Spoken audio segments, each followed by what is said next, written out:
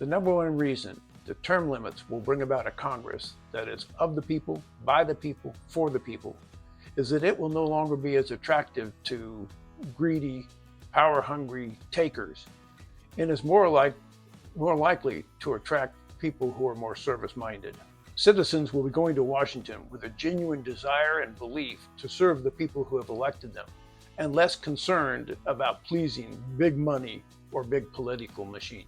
In addition, when you do have a congressman who becomes beholden to big money, there'll be a built-in time limit on how long they can do damage. Term limits would reduce job security for members of Congress and would greatly reduce job security as a motivation for their actions and decisions.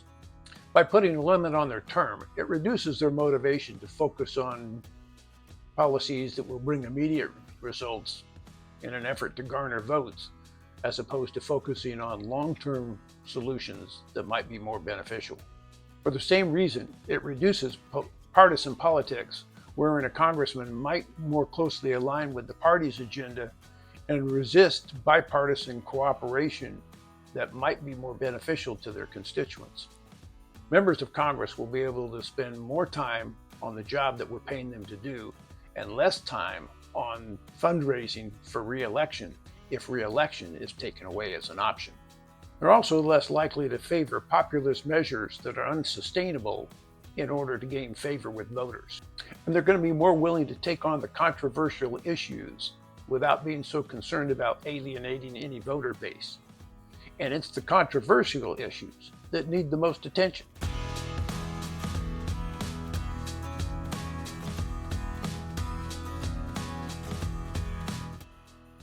Let me explain. There were 238 million votes cast in the last election. That's a bunch. What if I told you we had the ability to put this message in front of 200 million people in this country over the next 30 days? And that's actually being conservative. That is so staggering that I feel compelled to break down the numbers for you. So I'm going to send this video out to 10 people. I'm actually going to send it to more than 10 people, but for our example, we're going to assume that I'm sending it out to 10 people.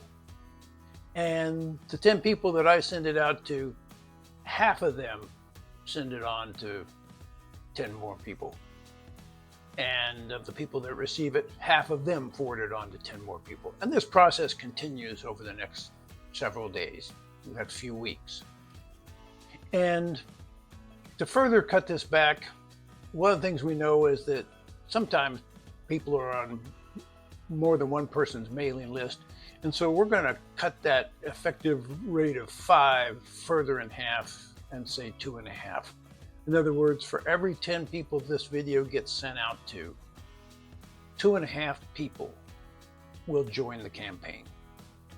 And again, for example purposes, we're going to assume that people receive this message one day and actually take action the following day. In just 21 days, this message would have reached 227 million people.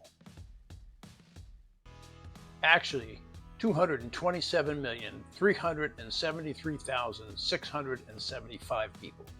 So what? On average, each congressman receives approximately 12,000 pieces of mail, emails, or phone calls each month. Then I want to assume that only half the people viewing this are going to actually take action.